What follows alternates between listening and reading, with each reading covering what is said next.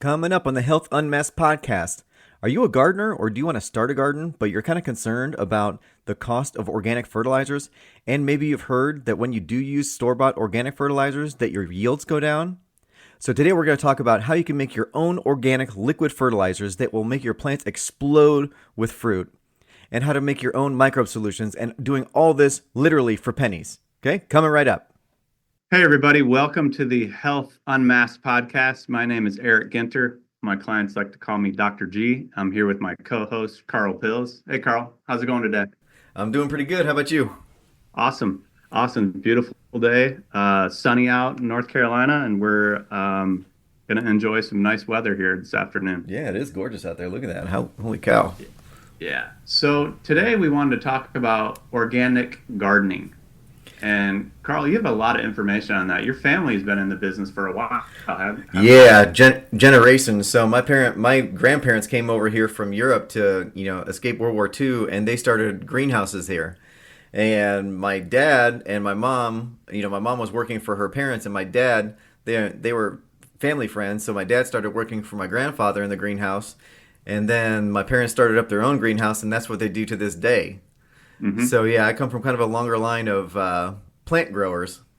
Yeah. And I know after coming to your house and visiting your house, you have a lot of contraptions and gadgets and different types of plants and all kinds of stuff at your house. Yeah, we said the last couple of years we got into some pretty crazy stuff, and shoot, we had pepper plants that were 7-8 foot tall in the middle of the season. These were dwarfing my kids, and we like growing peppers because my kids love to watch me eat hot peppers. They like eating the sweet ones, but they think it's hilarious when I eat hot peppers. But yeah, we have pepper plants that were 7-8 feet tall, tomato vines that are 20 feet long by the end of the season. Yeah. And things like that. So it's pretty wild the kind of rabbit hole that I've gone down. Well, it's cool because you've got a lot of background on it. And you know a lot about it. So what do you want people to know about this, and why would this podcast be important for them to listen to? The big thing is, like, a lot of people want to do stuff that's good for their health, and for a lot of people, they start thinking, "Oh, I should grow a garden," and then they think, "Oh, well, I should grow my garden organically because I want to eat organic, healthy food." And there's some pitfalls that come along with that. And growing up in the greenhouse, I didn't get into like plant chemistry and stuff like that I know now back then, but I did learn what does a healthy plant look like compared to a sick plant, and what does a plant that needs water look like compared to a plant that's fine. So Right. I learned stuff like that. And so when my kids came around, I was like, growing a garden would be something would be great to do with the kids. So I started kind of going down that route. And what I Right. found was, I wanted to grow an organic garden, but I started shelling out all kinds of money for like organic fertilizers and organic plants. And I think a lot of people have done this. They just don't see the production out of the plants. The plants don't grow better because they're buying these expensive organic fertilizers from like Lowe's or wherever they're buying them from.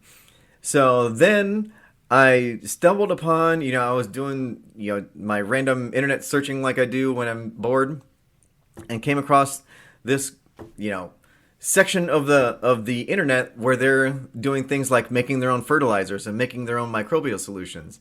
And what that actually teaches you how to do is teaches you how to build the best organic garden in the most natural way conceivable, like the way that the world does it. And it costs you literally pennies because you're literally taking nutrients from existing plants and recycling them. So you basically build your organic garden for free. You really only have to pay for like a couple of buckets and maybe some potatoes. But that's really it. Like that, I've gotten to the point now where I don't buy any fertilizers from the grocery store. I have basically zero pest and disease pressure because what we're going to do is build the soil microbiome, which makes the plants stronger. So you have less pests and all this stuff. When you use store-bought fertilizers that are made by chemicals and salts, like, you're weakening the plants. Yeah, you'll get production with the fruit, but you're also weakening the plants by destroying the soil microbes, which makes them more susceptible to diseases and to pests. Doing it Right. the way that we're going to talk about, it alleviates all of it. It makes it cheap and it makes it way easier.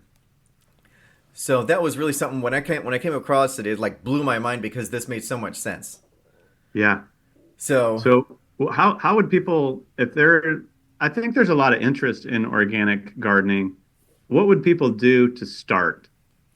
So the first thing I would do is, they always say make a plan. It's like, okay, well, for this, that doesn't take that much. Figure out what type of plants, what type of vegetables you'll eat. Like for us, it's mainly tomatoes and peppers. We'd use some cucumbers and some squash and stuff like that because that's relatively easy. But, make a list of what you want to buy. But one of the first things that people should do, and right now we're in the middle of March. This is a great time to start prepping for the next season. I would start making my fertilizers now. Because in 3 to 4 weeks you can use them and you no longer have to buy fertilizers anymore. So I would start doing that and start making some of the microbial solutions that we're going to talk about and start dousing your soil with those microbial solutions so you inoculate all your soil so that by the time you plant the plants, now they're getting planted into a thriving microcolony of organisms. So start your fertilizers, start your microbial solutions is what I would do right now. So if they do that, where are they going to be planting? Are they planting it inside a planter? Do they get a pot? What do they do for soil? How do they do that? Any. So whether you're like I grow my plants mainly in those grow bag containers, but it doesn't matter. The same stuff that we're going to talk about works in containers, in grow bags, or in raised gardens, or just growing in the dirt. So, there's different things to consider when, growing in the dirt versus growing in containers, because sometimes your soil is unhealthy, so you have to amend it with different things. But even if you have terrible soil, this microbial solution is one of the biggest things that you can do because the microbes get in there and they start breaking apart this hardened soil and start building a thriving colony of microorganisms, and it improves your soil over time. But you can do it anywhere. Okay, so we can do it anywhere. What would be the best way for a beginner to have the most success with the most production? Probably start with some containers. Get like either 5-gallon buckets, or you can go on Amazon and like 5 to 10-gallon grow bags are really cheap. They're like $2 a bag or something like that. And go to a store and buy like whatever you can afford, like some type of raised bed mix if you're growing in containers works really well.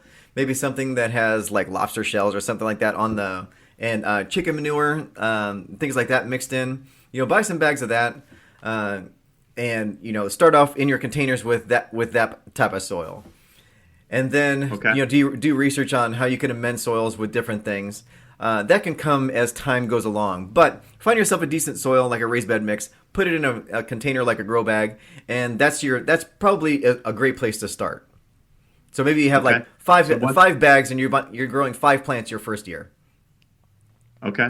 So once they do that, what's the solution you're talking about that they should use? So, making your own fertilizer is the best way to go. The chemical fertilizers at the grocery store, like the blue powders that you can buy and just mix with water, they're made from chemicals and they're made with salts.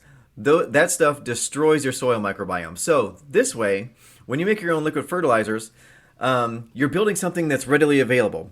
So when you buy organic fertilizers, like you go to Lowe's or something like that, and you see these organic granular fertilizers, the stuff that you're supposed to mix in your soil.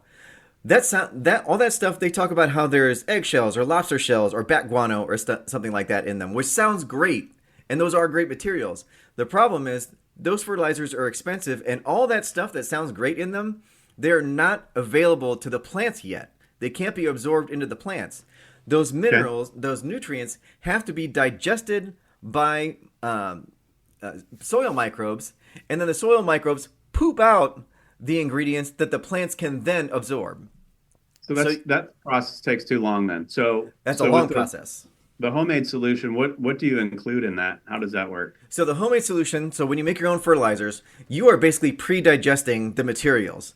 So the liquid that you pull out of it is readily available instantly to the plants. Right now, it's in the exact form that the plants want. So basically what you do is you take, like let's say you want to make a fertilizer that will start you going good at the beginning of the year. All you need is 3 ingredients. Well, 4 when you need a bucket. But you take water, and you need a source material that has the nutrients that your plants need. So, and the material that you start with, the easiest, is grass.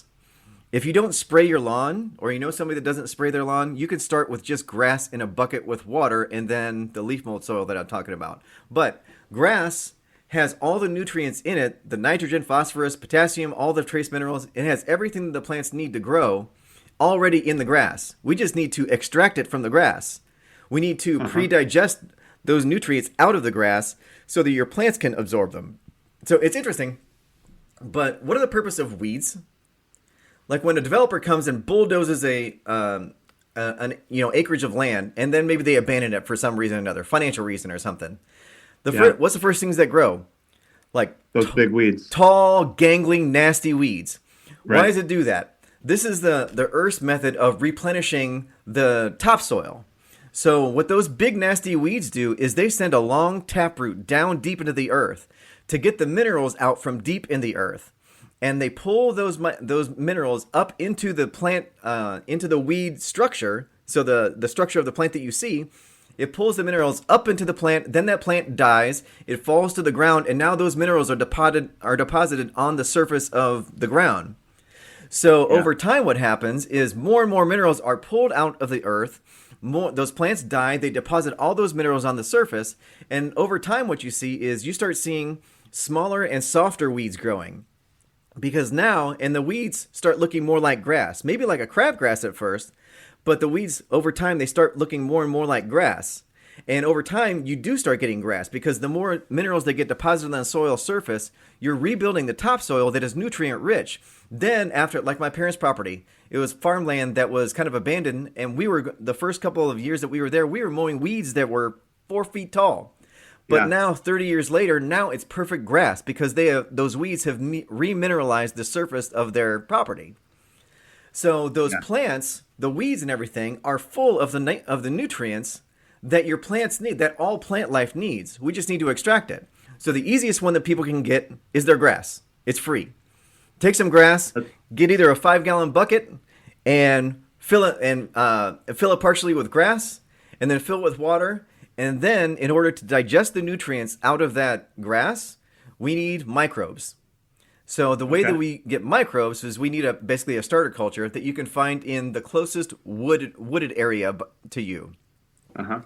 So what you're looking for is called leaf mold soil. And if you go into a forest... way under the leaves, they're like white and white color, that's right? That mycelium fungus, So if you go into a wooded area with that has a lot of deciduous trees, so not pine trees, but deciduous leafy trees, and oak trees and stuff like that. Yeah, maples. Oak trees, maple trees, all that stuff. And you go to the base of like a big tree, and there should be leaves piled on top of leaves on top of leaves. And if you part those leaves, that first layer of soil is very soft, very spongy, and you see a lot of that white mycelium fungus. That is the leaf mold soil. That is loaded with soil microbes because the microbes come up to the surface of that soil to eat all the leaves and digest them. So what you do is you just go into the local woods, and it doesn't have to be a deep forest. It can be like a half an acre of woods in the corner of your allotment. Find a leafy tree, go to the base of it, spread the leaves, grab a handful of that soil, put it in a Ziploc bag, and take it home. Then you take that leaf mold and you put it in the bucket with the grass and the water. Then you seal it up tight and let it sit for, to start, 3 weeks. And those microbes are going to start eating the grass and pooping out the nutrients that were in the grass. And now that liquid, because you filled it with water, now that liquid is your liquid fertilizer concentrate. Then you take that and you dilute it in water because it's really this is full strength. You take a couple of cups of that, dilute it in water, and now you pour that on your plants. And now you're pouring those nutrients from the grass, you're pouring them directly on your plants. And what did it cost you? That's awesome. So that is amazing. So when they start with the grass and the water, what is the ratio? Like, do they put the grass clippings in there where the water covers that up, or how much water and grass do they? It's different for different types of fertilizers and stuff like that, and that's getting in the weeds a little bit.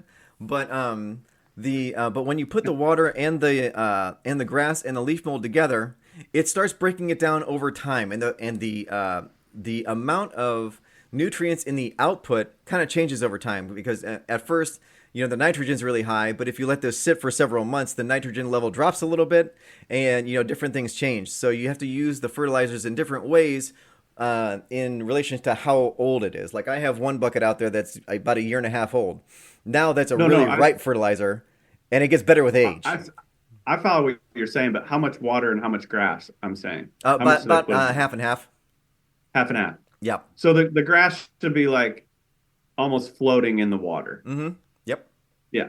So it's like fully soaked. So it's not like No, you're making a lot of liquid. Like I have a okay, 60-gallon rain barrel outside, okay. and you fill it up And halfway with the then grass filled up with water. so a 5 gallon bucket, you take half water, half grass, and then about a handful or so of the white mycelium stuff Yep. underneath the Of the leaf leaves. mold soil. Yep. Then you Cover clean. it up, Then wait, you snap a lid on cover it tight. up, wait 3 weeks. Yeah. Yep. So And now so when it after 3 weeks is up, will it be all liquid or what will it look like in there? no, it'll be broken down quite. It'll start to break down. There's still going to be grass in it. In order for the grass to almost totally disappear, it never really totally disappears. But in order for most of it to Yeah. disappear, you got to wait like a year. And Okay. like I said, the longer you wait, the longer it gets because the more nutrients become more available and everything kind of mellows out. And over time, you have to change your dilution rates and stuff like that. But yeah, it Okay. ages like wine. So after the 3 weeks, do they just take a cup and just kind of dip it down into that water and just use that water to water their plants? You have to dilute it. So you take a cup and you dilute it either 100 times or so 1 cup of that makes 100 cups of fertilizer or something like Okay. that. So depending on your age, you use different dilution rates and all that stuff. Okay. But yeah, you take that, mix it, and that's your fertilizer. So that's the best thing to do. So anyone listening could really get their own garden going organically within 3 weeks. It's extremely cheap, and you can do the same thing. Yeah. Like that's grass fertilizer. What Yeah. I also do is I make a couple different ones. So I have a couple different 5-gallon buckets and rain barrels out there. I make another one that's out of bone meal, because if you go to like Lowe's or Home Depot or something like that, and you look in the fertilizer section, you'll see fertilizers with different formulas. So one will be labeled as an all-purpose fertilizer. One will be labeled as a bloom booster fertilizer. And they're sold as these different purpose fertilizers because they mix, like when you look at fertilizers at the grocery store, all fertilizers have 3 numbers on them, and they are the numbers correlating to N, P, and K, so nitrogen, phosphorus, and potassium. And the different combinations, the different ratios of those 3 minerals, they can do different things to the plants. Like the nitrogen is used to build the leafy green structure, and the potassium is used to build blossoms and stuff like that. So if you want a blossom boosting formula, you get something with where the potassium is a little bit bumped, or the phosphorus is a little bumped up, Uh-huh. and stuff like that. So what I do is I make the grass fertilizer, which is a little heavier in nitrogen, and use that early in the season, and that builds a nice, strong, green, leafy plant, big, bushy plant, beautiful plant. Then later in the season, when it's time to start developing fruit, I hit it with something that's a little bit more phosphorus added. And for that, I make fertilizer out of bone meal. Uh-huh. So you can go to the store. You can either start with bones, like bones that you have in the grocery store, or bones that you have from your kitchen. That takes a little bit longer to digest down than if you were to just go to Lowe's or Home Depot or something like that and buy a bag of bone meal fertilizer. So that's straight up Okay. bone meal. Put it in Uh-huh. a bucket, mix it with water, handful of leaf mold, shut it for 3 weeks. And now you Beautiful. have a blossom boosting fertilizer. And Beautiful. what I So, do is take the 2 yeah. fertilizers, the grass and the bone meal, and mix them, and now you have a balanced fertilizer that is perfect for basically all year long. So that's the right way to do it then. Can these people that are listening, can they put it on their plants and their flowers and everything too? There's other things like the microbial solutions that we'll talk about that you can put on the leaves. You can, and it wouldn't Yeah. hurt them. But Yeah. you can do things like make microbial solutions and kind of spray them on the leaves because the Uh-huh. microbes will get on the leaves, and those microbes will protect the plant from like pests and stuff like that. Okay. Nice. Yeah, it's really interesting what you can do. But yeah, I have another bucket that's outside that is fish fertilizer. So I did the same thing, same process, only I used whole fish. I went to the market and I got some whole fish, some cheap ones. And you put it in a bucket, water, a little bit of leaf mold, and close it. Now, this You one got you to want to make sure let. you close it. What's that? You definitely want to make sure that one's tight. Yeah, so this one you want to let sit for a year. Oh, But wow. if you go online, or if you go to the store and you're looking for, like, if you go on a lot of growing Facebook groups and blogs and stuff like that, people will be talking about fish hydrolysate, which is a great fertilizer. Some of the old timers, like the strawberry patch that we go to, the old timer that runs the place, he at the end of the season he will buy a bunch of fish or take a bunch of fish out of his pond and bury the fish in the dirt for the next Uh-huh. season because the microbes will Right. just eat the fish, and now you got soil that's loaded with nutrients. But making this fertilizer does the same thing basically, but it keeps it in a bucket, but it's a little stinky for that first year. So keep that lid shut, Uh-huh. but it will completely break down that fish, bones and all. Those microbes will. And now you have a powerhouse of a So fertilizer. what are the best,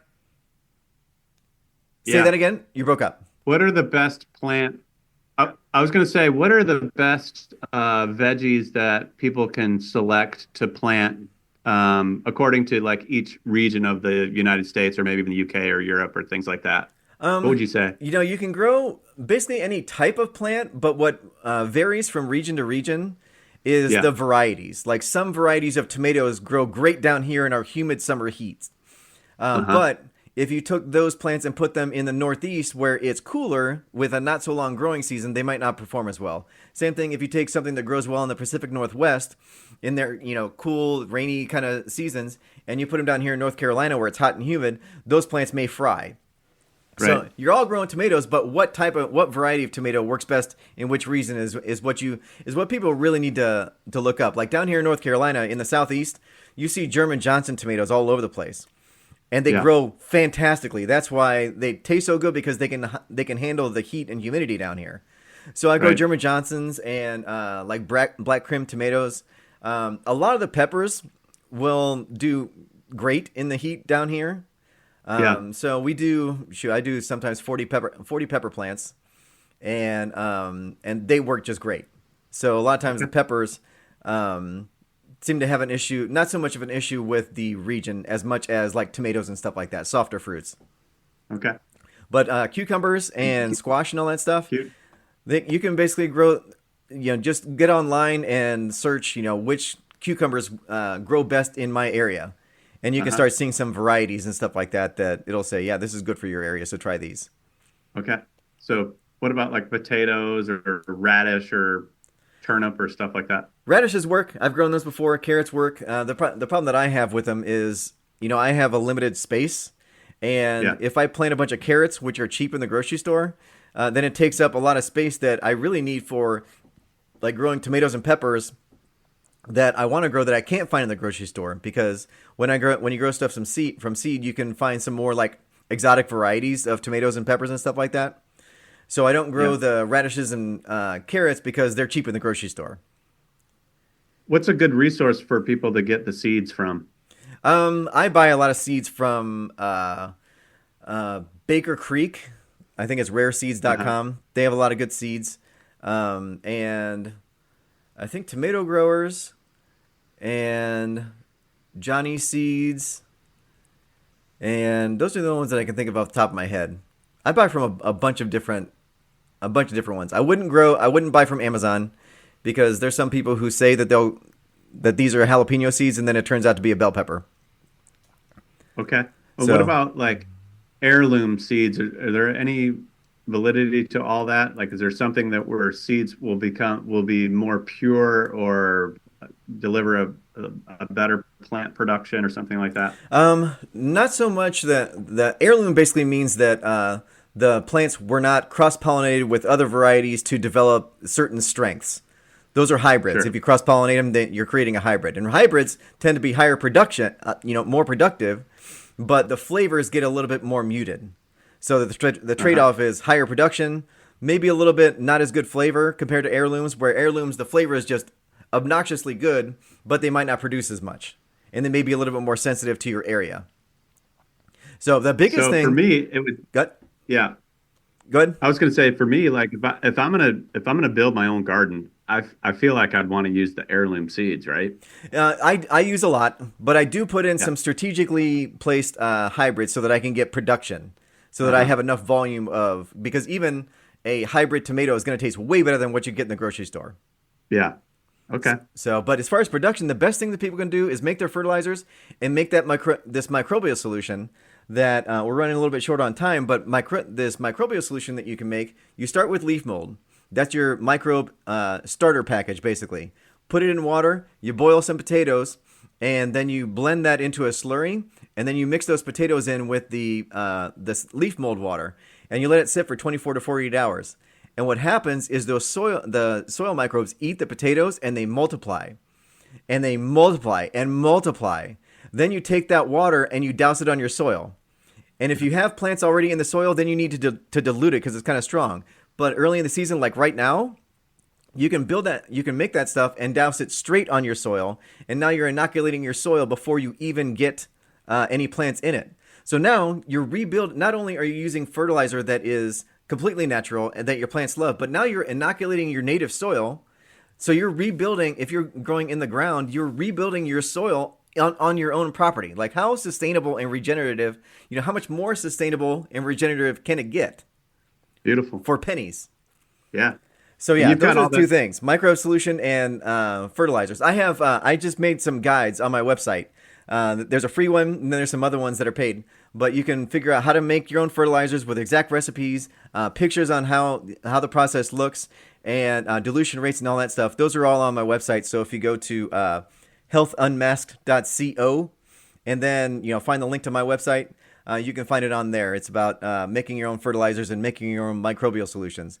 But yeah, if you do those two things, then your plants will produce like crazy. That's when you start getting plants that are, pepper plants that are 6, 7, 8 foot tall, and tomato vines that are 20 feet long, and plants that are just producing like wildfire.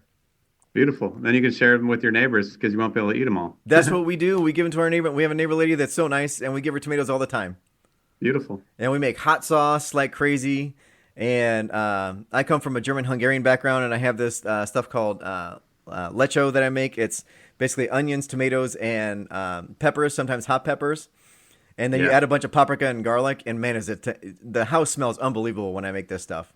That sounds awesome. But yeah, I love it. So yeah, it's a fun thing to do. It's fun. It's really fun with kids and all that stuff. So I think people, if they want to grow an organic garden, but the cost was always a little bit prohibitive, this is the perfect way to do it. Sounds great. Well, thanks for sharing that information, Karl.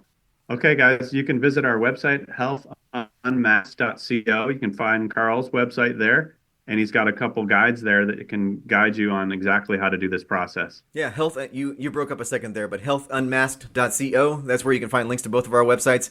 Eric has a bunch of guides on his websites for all kinds of chronic health conditions, and his 9-day blood sugar program that you can find. And there's a whole bunch of great stuff on both of our websites. So everybody go take a look. Awesome. All right, man. Good talking to you. Yep. Talk to you next time. Yep. Later. Okay, everybody. And if you'd like a free guide that goes over all these concepts and more, you can go to truthandjalapenos.com and go to the free guides section in the top navigation.